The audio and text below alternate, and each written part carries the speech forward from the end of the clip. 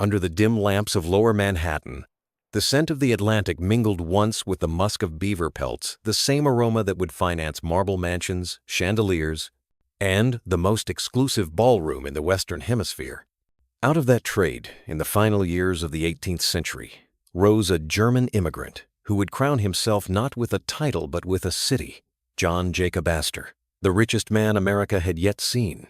From his humble fur shop near Water Street to the granite palaces that would bear his name, the Astor legend was not merely a story of fortune.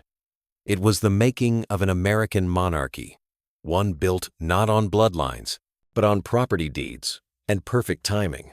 By the middle of the 19th century, the Astor Empire had transformed the island of Manhattan into its private chessboard. While the Vanderbilts raced trains and the Carnegies forged steel, the Astors quietly bought the very ground beneath them. Every rent paid, every brick raised above Broadway, whispered tribute to a dynasty that measured power not by crowns, but by square feet. Their domain was the city itself, its skyline, its salons, and, most famously, its hierarchy of invitation. To be received by Caroline Schermerhorn Astor, the Mrs. Astor, was to be accepted into the sacred inner circle of the 400. Her ballroom on Fifth Avenue was more than a room. It was a throne room, where New York's destiny, as the capital of taste, was written under the glitter of chandeliers. Beneath those domes of crystal, fortunes were affirmed, reputations anointed, and exile delivered with a raised eyebrow. In a nation still inventing its aristocracy, the Astors supplied both the ceremony and the script. But every golden empire carries its shadow. Behind the waltzes and velvet gowns lingered tension between old money and new, between decorum and ambition, between a family's name and the world's relentless appetite for change. The Gilded Age had crowned the Astors as the first family of New York, yet it also sowed the seeds of their undoing. At the dawn of the 20th century, their world began to fracture. The electric lights that illuminated Fifth Avenue also exposed its excesses. Journalism, once deferential, grew bold. Tabloids devoured gossip from Astor ballrooms, while progressives questioned the moral cost of inherited wealth. Even within the dynasty, pride turned to rivalry. Nephew against aunt, hotel against mansion, Waldorf versus Astoria. What had been a single dynasty now stood divided by walls of ego and architecture. Then, in April of 1912, fate delivered its cruelest metaphor. On a ship christened Unsinkable, Colonel John Jacob Astor, the fourth soldier, inventor, and grandson of the founder, escorted his young bride Madeline Force Astor across the Atlantic. When the Titanic struck ice in the North Atlantic, it did more than claim the life of one of the world's richest men. It extinguished the illusion that privilege could command nature. The image of Madeline, pregnant and widowed at 19, stepping ashore in New York Harbor beneath the shroud of mourning veils, marked not only a personal tragedy but the symbolic end of an era. In the years that followed, America would learn new definitions of power through industry, through innovation, through celebrity. The Astors, once untouchable, became relics of a vanished code of gentility. Their name, embossed on hotel silver and library walls, endured but their reign as New York's royalty was over. Still, fragments of their dominion remain. The echo of crystal glasses in abandoned ballrooms, the carved monogram hidden in stone cornices, the library reading rooms financed by a man who could scarcely spell in English. And somewhere along Park Avenue, the name Waldorf Astoria glows again, restored by foreign capital, a reminder that dynasties never truly die. They merely change their accent. This is the story of the Astor family, of how fur became fortune, fortune became fashion, and fashion dissolved into myth. It is the chronicle of a family that once defined New York's grandeur, only to watch modernity dismantle its throne. As the gilded doors close on that vanished ballroom, one question remains: what survives when the last heirs of royalty must live in a republic that no longer believes in kings? Every dynasty begins with a wager. For the Astors, it started with a single decision, one man's belief that the new world held more promise than all the worn cobblestones of the old. In the year 1763, in the quiet German village of Waldorf, a butcher's son named Johann Jacob Astor watched the carriages of nobility roll past the town square. He knew their titles would never be his. Europe's hierarchy was ironclad. Birth dictated destiny. For a man of humble lineage, ambition itself was a rebellion. And so, when the tales of America reached the Rhineland, a land without dukes, without lords, where fortune could be claimed by will, young Johann listened. He left in his 20s, crossing the Atlantic in 1783 with nothing but a few instruments and the audacity to start anew. The United States was barely a nation, scarred by revolution yet rich in untapped frontiers. In that uncertain republic, where maps were incomplete and power still for sale, Johann saw a canvas wide enough for reinvention. He began not as a tycoon but as a tradesman selling furs on the damp streets of New York. Beaver, mink, otter, the raw materials of elegance for European elites. The business demanded endurance and cunning.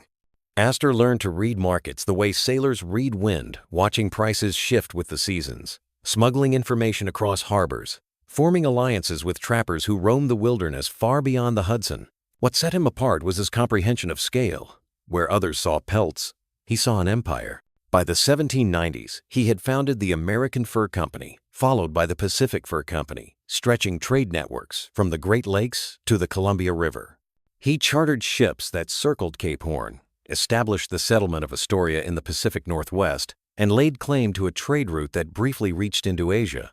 It was a frontier empire, fragile, daring, and astonishingly modern. But wars redraw maps. When the War of 1812 disrupted his operations, Astor did not despair. He adapted. Where others lost fortunes in broken trade, he transferred his capital into Manhattan land, a commodity untouched by blockades. He studied the grid plans of the expanding city and bought not the crowded South but the empty North pastures and orchards that, to the untrained eye, held no value. But Astor saw the future skyline. He predicted that New York would move northward as the population swelled. He was right. As the city grew, so did his wealth.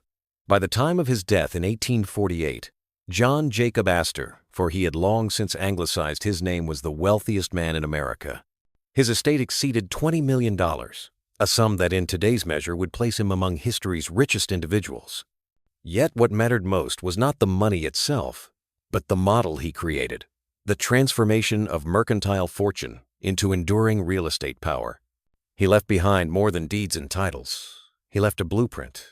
His eldest son, William Backhouse Astor, understood his father's lesson that the ground beneath New York was more valuable than any commodity it carried. William expanded the holdings northward, purchasing entire city blocks, leasing them to merchants, and quietly tightening the family's grasp on the island. The Astors built nothing grand in those years. No steelworks, no railroads, no factories. Their empire was invisible, layered beneath the foundations of a city that had no idea it was standing on a single family's fortune. Rent checks replaced fur contracts. City blocks replaced wilderness. They were not builders of monuments, but owners of soil. And in that soil lay permanence. While the Vanderbilts raced locomotives and the Morgans financed empires, the Astors governed Manhattan itself discreetly, almost anonymously. Their fortune was considered safe money, a phrase whispered with both envy and respect. They embodied a kind of American nobility before such a thing officially existed, industrious, silent, and secure.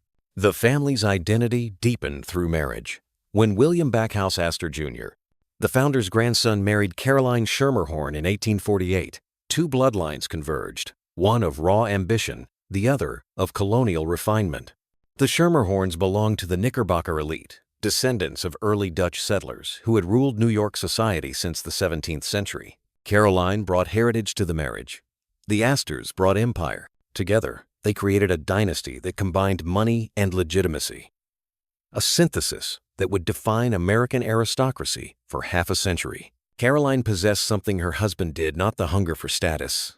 To her, wealth without recognition was incomplete. While William expanded the family's holdings quietly, Caroline set about building a social monarchy. By the late 19th century, she had transformed her Fifth Avenue mansion into the ceremonial court of the Gilded Age, hosting receptions that drew the elite of Europe and America alike. Yet beneath the glitter of chandeliers, the family's foundation remained what it had always been: land. Through the complex Trinity Church leases, the Astors controlled hundreds of acres of downtown property, including vast tracts along Broadway and the newly fashionable Midtown avenues. Every rent collected was another tribute to John Jacob's foresight. The city had become the family's annuity, and the streets themselves their genealogy. Generations of Astors would follow this model, expanding through measured acquisition and careful restraint. They preferred anonymity to spectacle, longevity to risk. Theirs was an aristocracy of patience, an inheritance that rewarded those who waited. By the 1870s, the family fortune had entered its third generation, and with it came the unspoken anxiety that haunts all dynasties, the fear of decline. History had proven that wealth rarely survived more than 3 generations intact. The first builds, the second preserves, the third forgets. Yet for the Astors, the challenge was not mismanagement, but modernity itself. The Industrial Revolution was changing the language of power. Railroads, steel, and oil produced new fortunes that rivaled and soon surpassed the quiet rents of Manhattan. Men like Cornelius Vanderbilt, Andrew Carnegie, and John D. Rockefeller reshaped the meaning of success. Their opulent mansions, their public philanthropy, and their aggressive self-promotion made the old restraint of the Astors seem archaic. Still, Caroline Astor refused to concede. She positioned her family as guardians of taste, arbiters of social legitimacy amid the chaos of nouveau rich ambition. The Astor name became less about commerce and more about class. "One does not buy respectability," she was said to remind guests. "One inherits it." That belief, born from her drawing rooms, turned the Astor identity from fortune into fable. They were no longer traders or landlords. They were the keepers of an ideal that money could be civilized, that privilege could be justified by elegance and manners. But time does not negotiate with tradition. As the century turned, the very forces that had built the Astor Empire, immigration, expansion, capitalism, began to erode it. New wealth demanded visibility, and the world craved spectacle. Newspapers replaced society columns with headlines. Private influence gave way to public power. Within the family itself, a rift was forming. Younger heirs no longer shared their ancestors' restraint. They sought new expressions of influence: art, architecture, politics. The next generation would try to preserve their place not through leases and ledgers, but through monuments of stone and glass, hotels, estates, and institutions that could project their grandeur into the modern age. And thus, as the 19th century neared its end, the Astors prepared for their transformation. The fur traders' descendants were about to exchange invisibility for fame, discretion for spectacle. The old aristocracy of landlords would soon step onto the stage of public legend, where rivals, scandals, and fate itself waited behind the curtain. For the moment, though, Manhattan still belonged to them.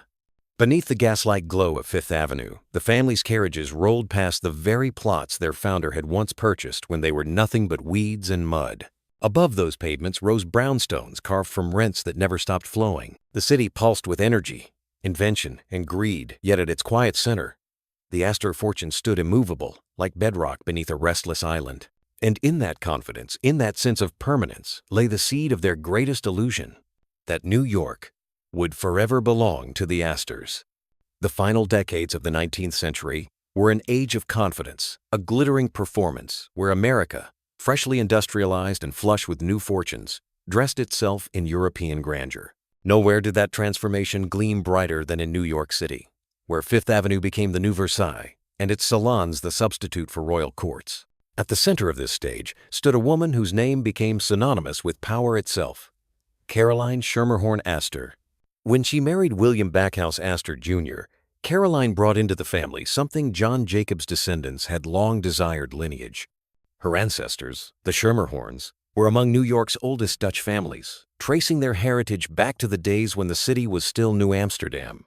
They were merchants, church founders, early members of Trinity Parish, in short. They had roots where the Astors had only branches. But Caroline possessed more than pedigree. She had vision. She understood that the chaos of America's new wealth needed order, ritual, and boundaries, a code of behavior to separate the refined from the merely rich. From her mansion at 34th Street and Fifth Avenue, she began her reign as the arbiter of New York society. Her word was law in matters of reputation. An invitation from the Mrs. Astor conferred legitimacy. A snub was social exile. She and her lieutenant, the fastidious Ward McAllister, compiled the sacred list known as the 400, the number of people who could fit comfortably in her ballroom and, by definition, the number of people who mattered. Her gatherings were not mere parties, but performances of power. Footmen in livery lined the stairs. Violins echoed beneath ceilings painted with mythological scenes, and each guest was a carefully chosen note in a symphony of class. Within those walls, the Astor dynasty achieved something no American family had before. They created a society that mirrored the courts of Europe, yet existed within a democracy. Theirs was a monarchy of manners, sustained not by law but by consensus. For nearly 2 decades, the Astor name ruled the city's social imagination. Theirs was the first family of the Gilded Age, a dynasty so established that their very restraint became a kind of luxury. Where the Vanderbilts flaunted excess with marble palaces and railway banquets, the Astors preferred understatement. Their fortune, quietly compounded through real estate, was invisible yet omnipresent, the foundation of the city itself. They owned the ground beneath Broadway, the air above Fifth Avenue, the leases of the mercantile blocks that funded their leisure. Caroline's evenings of waltzes and chandeliers were financed by rent paid by thousands of shopkeepers below. Yet no throne remains uncontested. By the 1890s, a fissure had formed within the family, one that would transform not only the Astors, but the skyline of New York. William Waldorf Astor, Caroline's nephew and heir to another branch of the fortune, was brilliant, proud, and impatient with the suffocating codes of his aunt's social empire. He had inherited from his father, John Jacob Astor III, a taste for politics, literature, and Europe. Educated in the manner of English gentry, William Waldorf viewed American society as provincial and his aunt's obsession with social rituals as archaic. Their rivalry began, like many dynastic wars, with something small, a title. Caroline insisted that she alone was the Mrs. Astor, the matriarch whose name required no first initial. William Waldorf's mother, however, also claimed the title. The newspapers gleefully chronicled the feud. In retaliation, and perhaps to eclipse his aunt, William Waldorf demolished his own family mansion on Fifth Avenue and commissioned in its place a grand hotel. The Waldorf opened in 1893. Designed by architect Henry J. Hardenberg, it was the first luxury hotel of its kind in America. Marble staircases, electric lights, private bathrooms, telephones, and service. So elaborate, it rivaled any European palace. The elite gasped, some in admiration, others in horror. To Caroline Astor, it was an act of war. Her nephew had replaced the sanctity of the family home with a business that sold elegance by the night. Her response was swift and theatrical. She expanded her own residence next door, hosting even grander balls as if to reclaim Fifth Avenue's dignity. When the tension reached its peak, another building rose between them, a connecting corridor that joined the Waldorf and the newly built Astoria Hotel.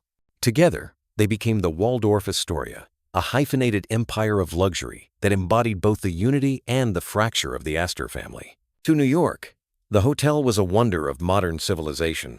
18 stories tall, with over 1,000 rooms, electric elevators, a telephone in every suite, and banquet halls that could accommodate 2,000 guests. It was the epitome of the Gilded Age, a cathedral of consumption. Yet to the Astors themselves, it was a symbol of something more complex, the transformation of aristocracy into enterprise. The family that had once ruled by exclusivity was now selling its name to the public. Still, the era glittered. In those years, the Astors' wealth reached its zenith. Their name graced philanthropic institutions, the Astor Library, the Metropolitan Museum of Art, and the American Museum of Natural History, all beneficiaries of their vast estates. The Astors' Fifth Avenue mansion remained the nucleus of power.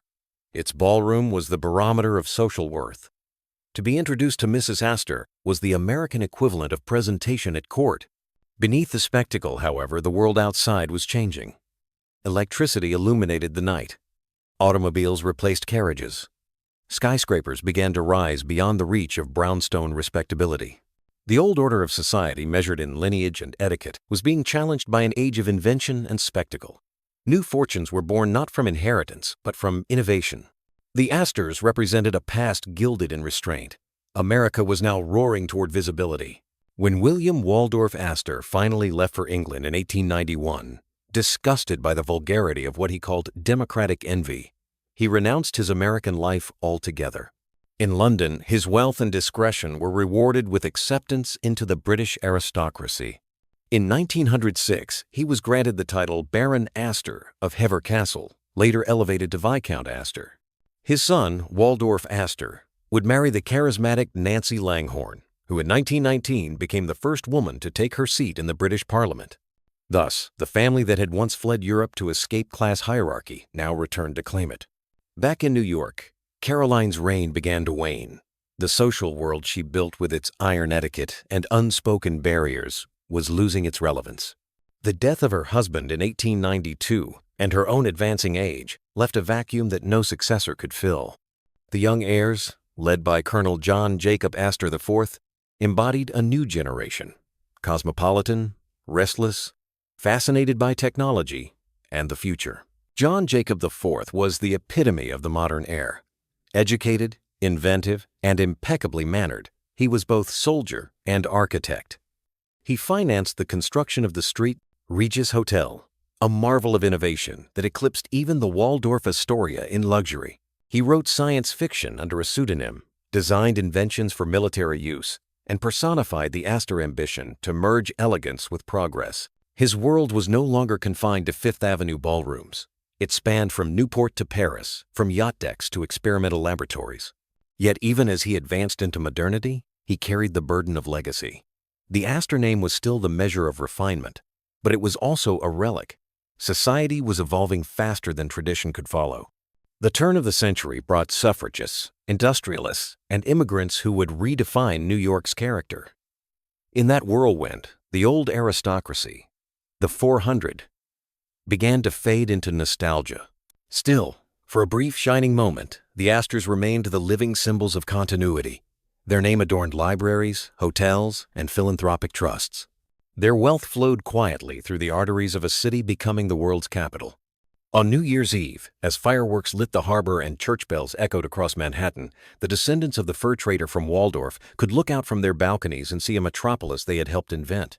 It was a time of chandeliers and contradictions of wealth, unashamed and elegance absolute. The Astors stood at the summit of American society, their empire seemingly eternal. But just beyond the horizon, a shadow gathered, a new century that would test everything they believed in class, continuity, and control. And in the spring of 1912, that shadow would take the shape of an iceberg. Every dynasty reaches a point where its reflection begins to distort. For the Astors, that moment arrived at the dawn of the 20th century, a world no longer content with velvet ropes and ballroom hierarchies. The elegance that had once symbolized stability now seemed detached, almost absurd against the noise of industrial expansion and urban hardship. The Gilded Age, that fragile theater of manners, was giving way to a new social consciousness. Journalists like Jacob Riis photographed the poverty of New York's tenements, many of them owned by absentee landlords bearing the Astor name. The same family that funded libraries and museums also collected rent from overcrowded buildings where immigrant children slept six to a room. To progressives, the Astors embodied the contradictions of privilege, philanthropy built on misery, culture financed by silence. The first crack in the family's facade was not moral, however, but personal. Colonel John Jacob Astor IV, the great-grandson of the founder and heir to the Fifth Avenue branch, was a man born into expectations too heavy for any single generation to bear. Handsome, cerebral, and restless, he had inherited both immense fortune and the burden of being the visible face of old money in a modern world that no longer worshipped restraint. His marriage to Ava Lowell Willing had been a union of equal society's golden couple, perfectly matched in lineage and discretion. But behind the portraits and public civility, their marriage eroded under the weight of gossip and difference. In 1910, when Astor divorced Ava and married Madeline Talmadge Force, an 18-year-old beauty barely out of school, the scandal exploded across the Atlantic. The age gap, nearly 30 years, and the speed of the remarriage offended a society still ruled by Victorian propriety. Newspapers printed caricatures of the couple. Preachers denounced the union from pulpits. For the first time, the Astor name was not whispered with reverence but with judgment. The dynasty that had built the architecture of social morality now found itself condemned by it. And yet, beneath the outrage lay fascination. The story of the aging colonel and his youthful bride was irresistible romance and rebellion dressed in evening clothes. It made headlines, sold papers, and marked the Astors' involuntary entry into the era of modern celebrity. In March of 1912, John Jacob and Madeline boarded the RMS Titanic in Cherbourg for the return voyage to New York. He had been in Europe overseeing his investments and seeking respite from public scrutiny. She was pregnant with their first child. The ship, a floating city of steel and pride, embodied everything the Astor fortune represented: power, innovation, and the illusion of safety. When the iceberg tore through the hull on the night of April 14th, history performed its cruel irony. Amid panic and disbelief, Colonel Astor helped Madeline into a lifeboat, reportedly comforting her with quiet assurance. "The sea is calm tonight." Moments later, the ship broke apart. His body was found days later in the icy North Atlantic, still wearing a life preserver, crushed by a funnel. In his pockets were a few bills, a gold watch, and a diamond ring. The sinking of the Titanic did more than claim his life. It shattered the mythology of invulnerability that had surrounded America's aristocracy.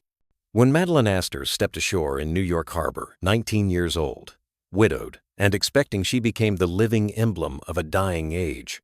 Newspapers framed the tragedy as the end of the Gilded Age, a requiem for a society that had believed itself unsinkable. The Astor empire, however, endured in fragments.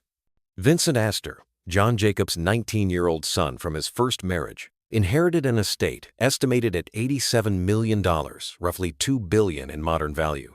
Yet his inheritance came with ghosts. The Titanic had made the family name synonymous with both glamour and grief.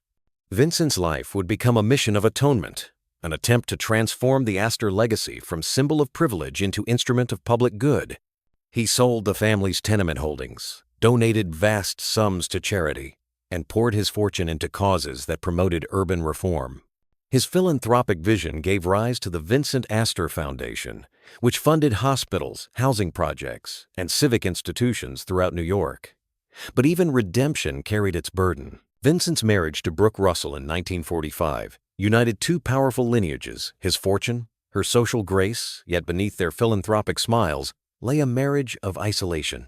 When Vincent died in 1959, Brooke inherited his estate and the unofficial title of the last Mrs. Astor. In her hands, the family name found a brief renaissance. Through her elegant public presence and devotion to the arts, Brooke Astor became an icon of grace, the embodiment of an old-world civility that had all but vanished. She donated millions to libraries, museums, and cultural institutions, most famously the New York Public Library, whose reading rooms glowed under chandeliers bearing her family's initials. To New Yorkers, Brooke was less a socialite than a guardian of a disappearing ethos, the belief that wealth carried duty, not display. But even her story would not escape the cycle of conflict that seemed to haunt the Astor line. In her final years, suffering from Alzheimer's disease, Brooke became the center of a scandal that horrified the nation. Her only son, Anthony Marshall, was accused of neglecting and exploiting her, selling her paintings, restricting her care, and manipulating her estate. In 2009, he was convicted of grand larceny. The trial stripped away the last vestige of nobility surrounding the Astor name. Reporters who once chronicled their soirees now printed court transcripts. The dynasty that had defined decorum ended in the glare of flashbulbs and testimony. The tragedy of the Astors is not that they lost their wealth, much of it endured, but that they lost their privacy, the invisible wall that once separated them from the world they ruled. Their transformation from landlords to legends to litigants mirrored America's own journey, from hierarchy to spectacle, from silence to exposure. By the mid-20th century, the Astor palaces had been replaced by skyscrapers, their mansions demolished, their family archives scattered. Yet their name remained carved into the city's architecture: Astor Place, Astoria, the Waldorf Astoria, Astor Court, a series of echoes across time. Looking back, one sees a pattern of paradoxes. They built libraries for the people, yet charged those same people rent. They preached decorum, yet lived amid scandal. They sought permanence, yet were undone by the tides of progress. Theirs was not a fall of ruin, but of relevance, the slow erosion of a world order that could no longer justify itself. And yet, through all the dissonance, the Astors remained a mirror to America itself, its ambition, its contradictions, its hunger for both wealth and virtue. The fur trader's descendants had climbed from obscurity to Olympus, only to discover that Olympus had become a hotel, a courtroom, a memory. By the time Brooke Astor's funeral was held in St. Thomas Church on Fifth Avenue in 2007, the pews were filled not with heirs but with historians, philanthropists, and strangers. Outside, passers-by paused at the sight of the name engraved on the marble steps, a name that once ruled the city but now belonged to history. Inside the cathedral, the organ played softly as the congregation recited the Lord's Prayer. For a moment, the sound seemed to bridge 2 centuries, from beaver pelts to crystal chandeliers, from fur traders to philanthropists. The story of the Astors had begun in the wilderness and ended in a library, a full circle of civilization. But the question lingered, like the echo of bells fading into the Manhattan noise. How does a family that once owned the very soul of New York reconcile with a city that has outgrown its kings? The answer would lie not in their wealth or their scandals, but in what survived after them, the architecture, the archives, the institutions that carried their initials yet served everyone else. And in that paradox, the dynasty found its final grace. When the Titanic sank in 1912, it was not only a ship that disappeared beneath the Atlantic, but a century of certainty. For the Astors, the tragedy became a prophecy. Fulfilled, the iceberg was only the beginning. In the decades that followed, the world John Jacob Astor IV had known vanished in waves. The old guard of Fifth Avenue, those who measured time by seasons in Newport and winters in Paris, gave way to new classes of power, financiers, industrialists, and politicians. America entered a restless adolescence. The modern age demanded movement, invention, risk. The Astors, heirs to static wealth, suddenly found themselves relics of a slower rhythm. Vincent Astor, still in his 20s when his father's body was pulled from the sea, tried to redefine what the family name could mean. He sold off slum holdings, converted tenement profits into philanthropy, and poured millions into causes that promoted education, housing, and health. Through the Vincent Astor Foundation, he became a patron of civic progress, cleaner streets, public playgrounds, and medical research. His generosity was sincere, yet its subtext was redemption, to atone for generations of invisible landlords. But reform could not shield the family from history. The Great Depression of the 1930s struck at the heart of inherited fortunes. The city's property values collapsed, tenants defaulted, trust funds evaporated. The Astors, long considered impervious, watched their rents shrink and their influence fade. The same buildings that once symbolized stability now stood as monuments to an outdated economy. Even their crown jewel, the Waldorf Astoria Hotel, could not escape the tide of change. The original Fifth Avenue structure, that colossal hybrid of rivalry and pride, was demolished in 1929 to make way for the rising skeleton of the Empire State Building. The very ground where Carolyn Astor's carriages once arrived beneath gaslit porticos became the foundation for a skyscraper that defined modern ambition. The symbolism was inescapable. America no longer worshipped lineage. It worshipped height. Yet, true to their adaptive instinct, the Astors rebuilt. In 1931, a new Waldorf Astoria opened on Park Avenue, a gleaming Art Deco masterpiece of brass, glass, and marble. It was larger, higher, and more modern than its predecessor, its corridors illuminated by the hum of electricity and the optimism of a new age. Presidents and film stars replaced barons and debutantes. The hotel's grand ballroom hosted state dinners, charity galas, and inaugurations. For a time, it seemed the Astor name had found immortality through reinvention. But ownership had shifted. The new Waldorf Astoria was not a family residence. It was a corporation. The Astors, though honored in name, no longer held the reins. Their empire had evolved into an institution professionalized, depersonalized, abstract. The dynasty that had once embodied private power now served public luxury.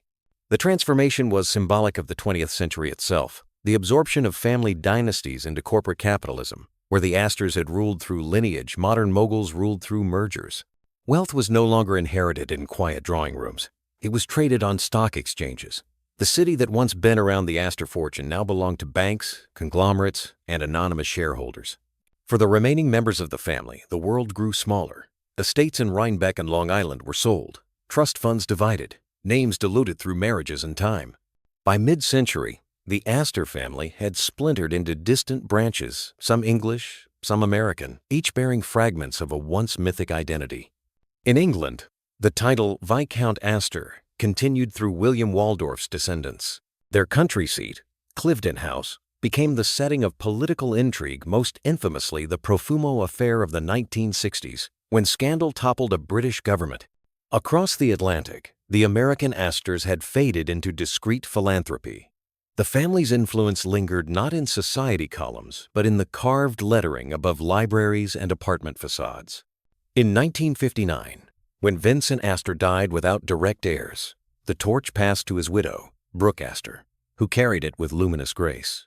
Her philanthropy became the family's redemption arc, an effort to return the Astor name to dignity after a century of contradictions. Through her foundation, New York's museums, schools, and parks flourished.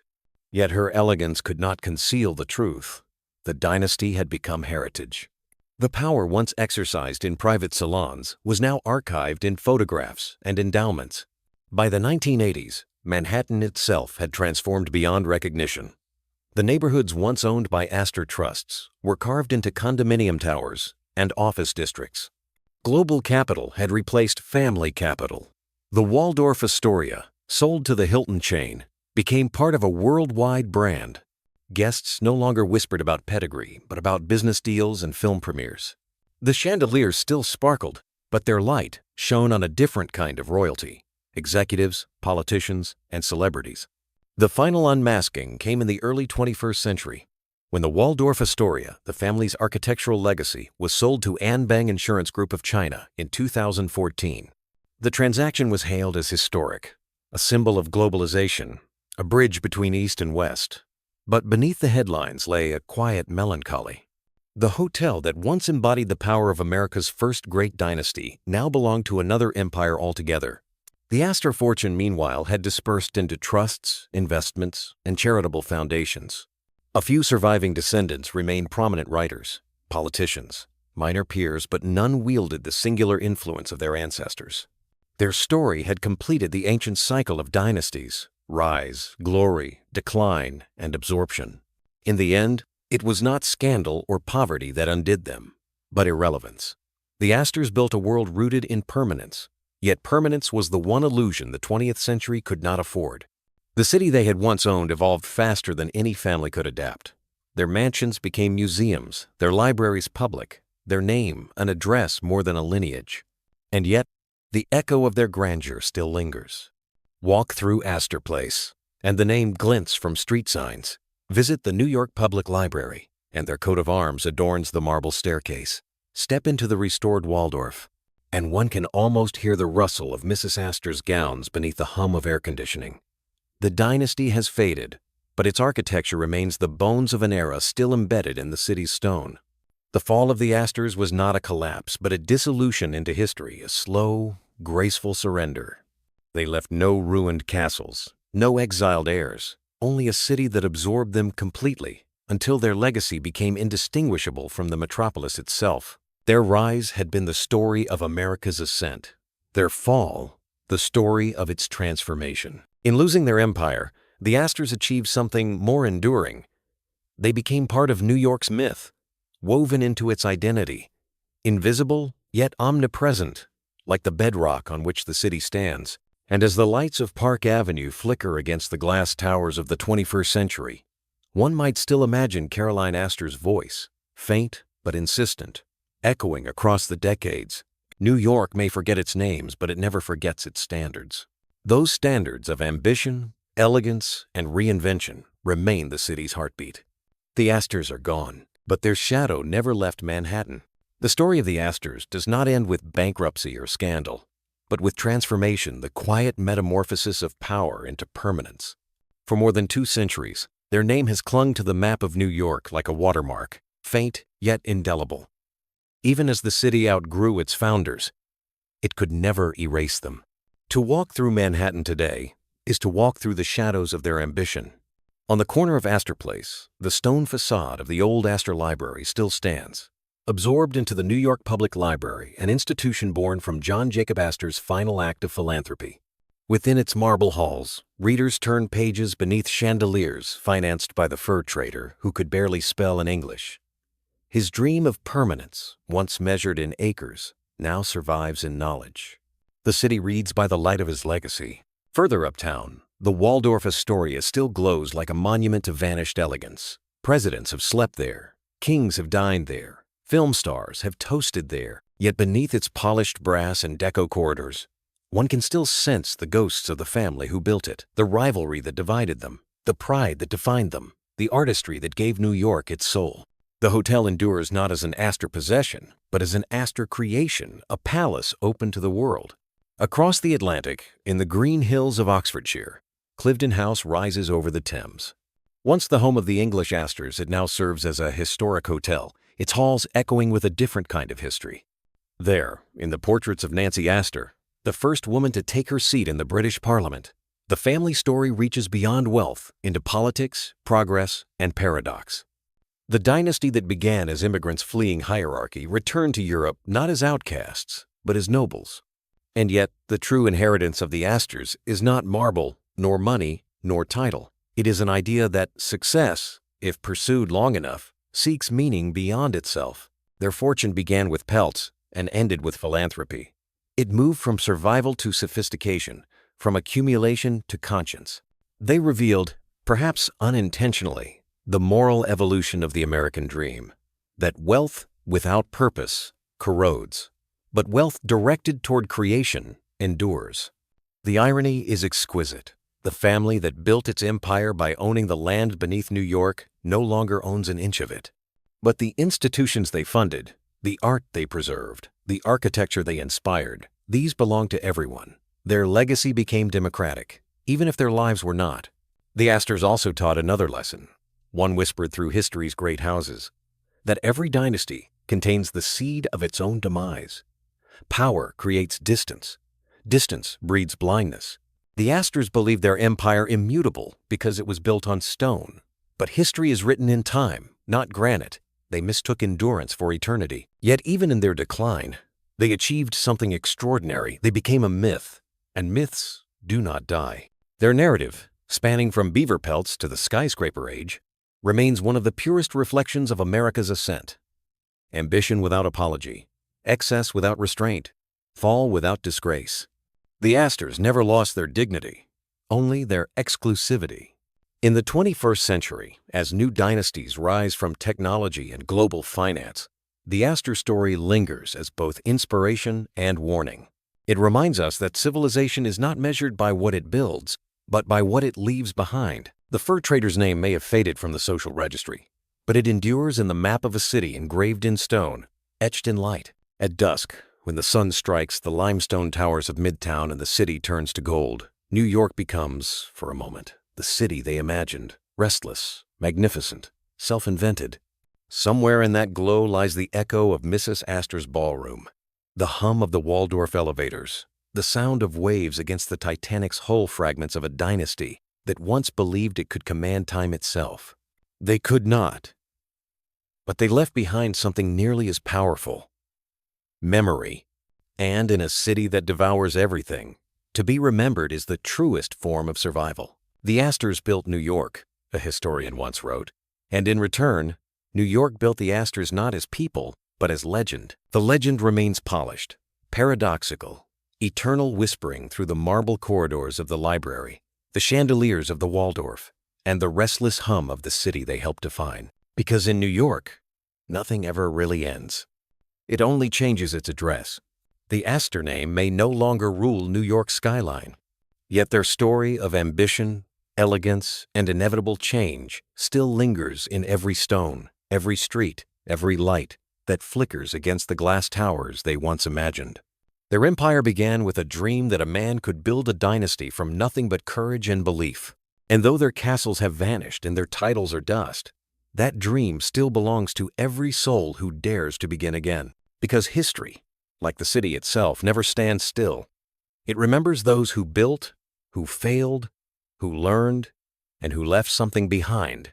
If this story moved you, helped you see the humanity behind the grandeur, I invite you to stay with us, to keep exploring the hidden legacies and untold truths of the world's most powerful families. Subscribe to Legacy of Rich Dynasty documentary to join our journey through time, where every palace has a secret, every name a price, and every dynasty a destiny. Thank you for watching. Until the next story, may you look at history not as something that has passed, but as something still alive beneath our very feet.